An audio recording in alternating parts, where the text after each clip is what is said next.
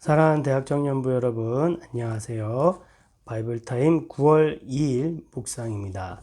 오늘은 사무엘상 2장 말씀 그리고 누가복음 23장에서 23장 26절부터 38절 말씀을 함께 나누고자 합니다. 누가복음 말씀은 골고다로 향하는 예수님의 모습을 보여주고 있습니다. 그래서 가서 이제 십자가를 지시게 되는데, 가는 길에 병사들이 구레네 사람 시몬을 붙들어서 예수님의 십자가를 함께 지게 하는 것을 볼 수 있습니다. 이 십자가를 지는 일은 참 어렵고 무거운 일입니다. 근데 길을 가다가 잡혀서 억지로 이것을 지었으니 얼마나 하기 싫고 힘들었을까요? 그러나 강제적이었지만 구레네 시몬은 이 임무를 무사히 완수하는 것을 볼 수 있습니다. 그리고 그가 어떻게 그 사건을 통해서 예수님을 믿게 되었는지 자세한 기록은 나와 있지 않지만 마가복음과 로마서를 보면 사도 바울이 구레네 사람 시몬의 아내에게 문안하는 장면이 나오고 그 아내를 내 어머니라고 칭하는 장면이 나옵니다. 결국 이 시몬의 자녀가 시몬의 가정이 구원을 받아서 정말 믿음의 가정으로 잘 성장을 해서 사도 바울과 동역을 하는 그런 막연한 사이가 되었던 것입니다. 억지로 잡은 십자가를 시작으로 사도 바울의 동역자가 되는 너무 놀라운 사건을 보면서 하나님께서 예수님이 십자가에 달려 죽으러 가는 이 시점에서도 택하신 한 영혼을 놓치지 않고 끝까지 붙드신 하나님의 섭리에 대해서 한번 묵상을 해보며 나는 어떻게 이렇게 믿는 사람이 되었나? 내 시작은 어떤가 한번 돌아보면서 하나님께 감사하는 시간을 가지면 좋을 것 같습니다. 네, 사무엘상으로 넘어가서 2장 1절부터 11절은 사무엘을 바치는 한나의 기도가 나옵니다. 이 부분은 조금 이따 함께 나누도록 하고요. 12절부터 17절은 엘리 제사장의 아들들인 홈니와 비느하스의 악한 행실에 대해서 기록을 하는 것을 볼 수 있습니다. 이들은 제사장으로서 하나님께 예배를 드리러 오는 그 하나님의 백성을 도와야 하는 의무가 있습니다. 그런데 그들은 오히려 그 예배를 방해하고 더 나아가서 하나님께 바쳐져야 하는 그 제물들을 가로채기 시작했습니다. 제사를 드리고 나서 고기를 삶을 때 제사장의 사환, 제사장의 종이 와서 새 갈고리가 이렇게 있는 그것을 새 살 갈고리를 가지고 와서 솥에 찔러 넣어서 그 갈고리에 걸려 나오는 것을 제사장이 자기 몫으로 가져갔습니다. 또한 기름을 태우기도 전에 날고기를 가로채서 빼앗아가는 경우도 있었습니다. 여러분 한번 상상을 해보세요. 목사님들이 만약에 여러분이 헌금을 드리려고 하는데 그것을 빼앗아서 먼저 가져간다고 생각을 하면 어떨 것 같습니까? 네, 그런 말도 안 되는 일들을 이 제사장들이 했다라는 것이죠. 하나님에 대한 지식이 없었기에 하나님의 제사를 멸시했다라고 말씀은 기록하고 있습니다.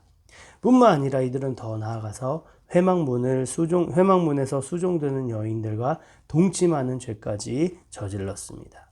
그래서 22절부터 26절을 보면 엘리가 자신들의 아들들을 불러서 타이르고 훈계하는 장면이 나오는데, 그러나 여전히 이들은 아버지의 말을 듣지 않고 악행을 일삼았습니다. 결국 27절을 보니 하나님의 사람이 엘리에게 와서 무서운 메시지를 선포합니다. 하나님께서 애굽의 종되었던 너희를 구속하시고 구원해 주셨는데, 그리고 뿐만 아니라 그 중에서 너희 집안을 택해서 제사장이라는 영광스러운 직분을 주셔서 하나님께 드리는 이 예배를 담당하게 하고, 뿐만 아니라 또 백성들이 제사를 드리고 남은 그 고기를 너희 몫으로 주었다. 그렇게 너희를 돌보아 주었는데 왜 너는 너의 아들들을 더 중히 여겨서 하나님께 드리는 이 제물과 예물을 짓밟는가, 하나님의 예배를 멸시하는가. 그러면서 30절부터 36절을 보면 엘리 제사장 집에 내리시는 하나님의 벌이 기록되어 있습니다. 그것을 이제 요약하면 결국 노임이 없다라는 것인데, 그 말은 자녀를 낳아도 그 엘리의 자손들이 다 오래 살지 못하고 젊은 나이에 죽을 것이다 라는 것입니다. 하나님을 알지 못하고 그래서 하나님께 드리는 예배를 멸시했던 홈리와 비느하스, 그리고 그 아들들을 방종했던 엘리는 하나님께 무서운 벌을 받았습니다. 반면 사무엘은 하나님 앞에서 건실하게 잘 자라나는 것을 볼 수 있습니다. 18절을 보면 사무엘은 어렸을 때에 세마포 옷을 입고 여호와 앞에서 섬겼더라. 21절 사무엘은 여호와 앞에서 자라니라. 26절 아이 사무엘이 점점 자라매 여호와와 사람들에게 은총을 더욱 받더라. 사무엘은 하나님 앞에서 점점 은혜를 받으며 하나님을 섬기는 제사장으로 자라났습니다. 그리고 35절을 보면 하나님께서 엘리 집에 대해서 하나님께서 엘리에게 얘기를 하시면서 이런 예언을 하시는데요. 내가 나를 위하여 충실한 제사장을 일으키리니 그 사람은 내 마음 내 뜻대로 행할 것이라. 내가 그를 위하여 견고한 집을 세우리니 그가 나의 기름 부음을 받은 자 앞에서 영구히 행하리라. 이 충실한 제사장은 궁극적으로는 우리의 영원한 대제사장이신 예수 그리스도를 의미하는데 1차적으로는 사무엘을 의미합니다. 오늘은 사무엘에 대해서 얘기를 하고 싶은데요. 하나님께서 사무엘을 어린 시절부터 이 제사장직을 수행하게 하시고 그를 빚어가는 것을 볼 수 있습니다. 하나님의 마음을 가진 하나님의 뜻대로 행하는 충실한 제사장을 하나님께서 일으키셨습니다. 이 사무엘은 영적으로 타락한 이스라엘 가운데 다시 한번 하나님의 말씀을 선포하고 회개 운동을 일으키고 하나님의 대언자로서 그의 삶이 온전히 드려지는 것을 우리는 사무엘상을 통해서 볼 수 있습니다. 여기서 엘리와 한나를 잠시 보기 원하는데요. 엘리나 한나나 인간적인 마음으로는 그 아들들을 사랑하는 마음은 똑같다라고 생각을 합니다. 근데 엘리는 자신의 자녀가 죄를 범했을 때 그거를 제대로 훈계하거나 훈육하지 못했습니다. 그들의 아들은 제사장인데도 불구하고 본인이 제사장인데도 불구하고 하나님의 법에 대해서 이 예배를 드리는 법에 대해서 그것을 범죄했을 때 그들을 제대로 훈계하지 못했습니다. 반면 한나는 젖을 막된 아이를 하나님께 온전히 바쳤습니다. 젖먹이를 드리는 그 마음이 얼마나 힘들었을까요? 그러나 하나님께 한 소원을 잊지 않고 하나님께 그 자녀를 드렸더니 하나님께서 사무엘의 삶을 책임지는 것을 볼 수 있습니다. 저희가 비록 아직 자녀가 있고 그런 거는 아니지만 중요하게 볼 수 있는 것은 하나님을 제대로 알지 못하면 하나님께 범죄함으로 멸망하게 되는 것이고 하나님께 바쳐진 사람은 하나님이 책임지신다라는 것입니다. 그리고 하나님의 뜻대로 빚어 가십니다. 그래서 우리도 하나님을 제대로 알고 더 나아가서 우리의 삶을 하나님께 온전히 바쳐진 자로 살아가는 대학 청년부가 되기를 소망합니다. 네, 오늘 한 구절 말씀은 사무엘상 2장 2절 말씀입니다. 여호와와 같이 거룩하신 이가 없으니 이는 주밖에 다른 이가 없고 우리 하나님 같은 반석도 없으심이니이다. 오늘 이 한나의 기도를 묵상하며 나누고자 합니다. 한나의 스토리는 어제 현준 전도사님께서 잘 설명을 해주셨습니다. 아들이 없는 한나의 기도를 하나님께서 들으시고 응답하시는 내용입니다. 한나가 한 기도를 보면 재미있는 사실 하나를 발견할 수가 있는데 1장 10절에서 11절에 한나가 마음이 괴로워서 여호와께 기도하고 통곡하며 서원하여 이르되 만군의 여호와여 만일 주의 여종의 고통을 돌아보시고 나를 기억하사 주의 여종을 잊지 아니하시고 주의 여종에게 아들을 주시면 내가 그의 평생에 그를 여호와께 드리고 삭도를 그의 머리에 대지 아니하겠나이다. 여기서 특이한 점이 보이시나요? 우리는 보통 서원 기도를 이렇게 합니다. 하나님 저에게 이것을 주시면 좋은 학교를 가게 해주시면 좋은 직장을 주시면 좋은 배우자를 주시면 예배를 잘 드리겠습니다. 아니면 사역으로 더 잘 섬기겠습니다. 이렇게 우리가 보통 서원 기도를 하는데 한나는 아들을 너무 원해서 아들을 구하는데 하나님께서 아들을 주시면 내가 그 아들을 하나님께 드리겠다라고 합니다. 굉장히 재미있는 서원 기도라고 생각이 들었습니다. 그러면 아들은 있지만 아들이 하나님께 드려졌으니까 아들이 없는 원래의 삶과 크게 다르지 않는 그런 삶이 아니겠습니까?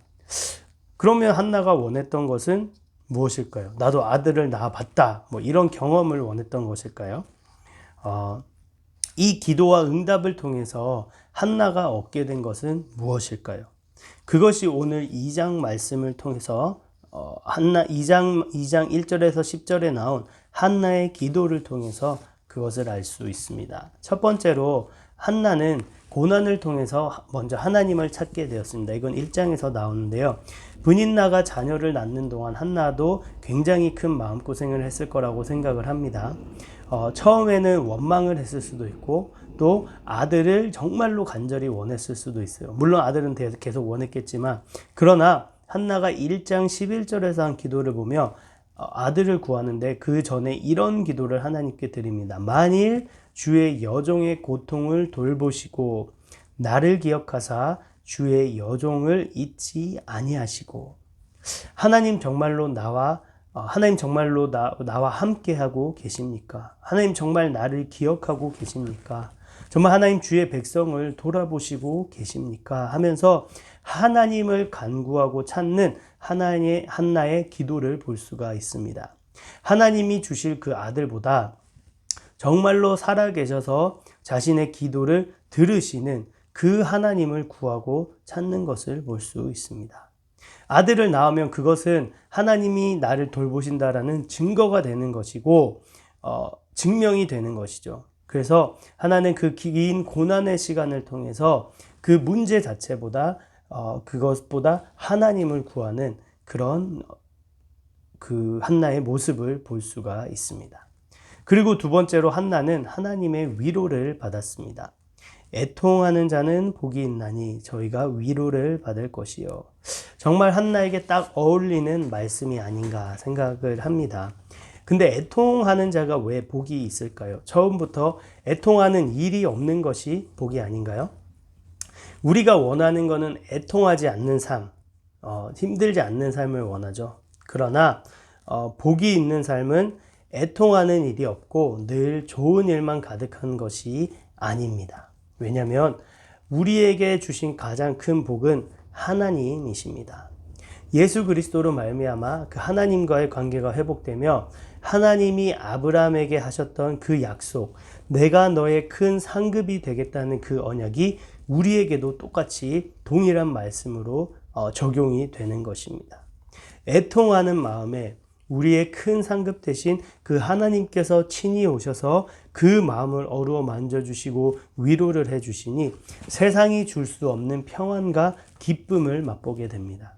그래서 한나는 2장 1절에 이렇게 기도를 시작합니다. 한나가 기도하여 이르되 내 마음이 여호와로 말미암아 즐거워하며 내 뿔이 여호와로 말미암아 높아졌으며 내 입이 원수들을 향하여 크게 열렸으니 이는 내가 주의 구원으로 말미암아 기뻐함이니이다. 정말로 너무 큰 고통이어서 정말 삶에 포기할 수 있을 만큼 큰 고통도 하나님의 위로 앞에서 아무런 문제가 되지 않는 참 놀라운 평안과 기쁨을 맛보게 됩니다. 그것이 바로 한나가 받았던 위로입니다. 그로 인해서 이 세 번째인데요. 한나는 하나님을 더 깊이 알게 되었습니다. 한나의 고백이죠. 여호와는 죽이기도 하시고 살리기도 하시며 스올에 내리기도 하시고 거기서 올리기도 하시는도다. 여호와는 가난하게도 하시고 부하게도 하시며 낮추기도 하시고 높이기도 하시는도다. 가난한 자를 진토에서 일으키시며 빈궁한 자를 거름더미에서 올리사 귀족들과 함께 앉게 하시며 영광의 자리를 차지하게 하시는도다. 한나는 이 기도 응답을 통해서 하나님이 주시는 그 마음의 위로뿐만이 아니라 하나님이 어떤 분이신지 알았습니다. 하나님의 주권을 알게 되었습니다. 정말로 이 생명과 죽음이 하나님께 달려있구나. 하나님께서 창조주 되시고 전능하시고 그 하나님께서 지금도 살아 역사하시는구나. 이 사실을 깨달았습니다. 또 2절을 보니까 여호와와 같은 거룩하신 이가 없으시니 이는 주밖에 다른 이가 없고 우리 하나님 같은 반석도 없으심이니이다. 하나님의 거룩하심과 그 하나님께서 반석이 되시는 것도 한나가 알았던 것입니다. 야고보서 4장 8절을 보면 하나님을 가까이 하라 그리하면 너희를 가까이 하시리라 라고 말씀하고 있습니다. 하나님께 나아갔을 때 하나님께서 우리 자신을 우리에게 가까이 오셔서 하나님 자신을 우리에게 보여주신다라는 것이죠. 하나님의 그 마음을 열어서 하나님 자신이 어떤 분인지 하나님께서 보여주신다라는 것을 우리는 알 수 있습니다. 우리는 고난 때문에 기도를 했을 뿐인데, 그래서 하나님께 가까이 나아갔을 뿐인데, 우리의 참 소망 되시고 상급 되신 그 하나님께서 위로해 주시고 자신을 우리에게 더 드러내 주신다라는 것입니다. 그래서 한나의 입에서 오늘 2장 1절부터 10절에 나오는 이런 찬양과 고백들이 터져 나왔던 것입니다. 사랑하는 대학 청년부 여러분, 인생에는 희노애락이 있습니다. 우리가 기쁘고 즐거운 일이 있을 때는 하나님께 감사하고 찬양하면 됩니다. 그리고 힘들고 어려울 때는 우리 한나의 모습처럼 하나님께 가까이 나아가는 저희가 되기를 원합니다. 애통하며 슬퍼하는 그 마음을 가지고 하나님께 가까이 나아갑시다. 하나님은 그 마음을 저버리지 않으시고 우리의 마음을 위로해 주실 뿐만 아니라 하나님을 더 깊이 알게 되는 놀라운 은혜를 우리가 경험하게 될 것입니다. 기도하겠습니다. 하나님 아버지 감사합니다. 오늘 한나를 통해서 고난 가운데 주님 앞에 찾아가는 그 위로 하나님의 만지심을 바라며 찾아가는 그 영혼을 하나님께서 내버려 두지 않으시고 그 마음을 어루어 만져주시고 정말 위로하신 것뿐만 아니라 하나님의 놀라운 하나님을 더 우리에게 계시하고 더 알게 하는 놀라운 은혜를 주시는 것을 발견했습니다. 주님, 우리가 주님을 더 알기 원합니다. 정말 창조주 되시고 전능자 되시고 우리의 아버지 되신 정말 놀라운 그 하나님을 우리가 더 깊이 알기 원합니다. 그래서 큰 상급 되시는 하나님이 주시는 우리의 복이 얼마나 큰 복이고 얼마나 큰 은혜인지 깨닫기 원합니다. 주님, 우리를 붙들어 주셔서 우리로 하여금 주님 앞에 더 가까이 나아가게 하시고 우리가 주님께 더 가까이 나아갔을 때 주님 우리에게 가까이 해주셔서 주님 하나님을 더 깊이 알 수 있는 은혜를 우리에게 허락하여 주시옵소서. 감사합니다. 주님 사랑합니다. 예수님의 이름으로 기도합니다. 아멘.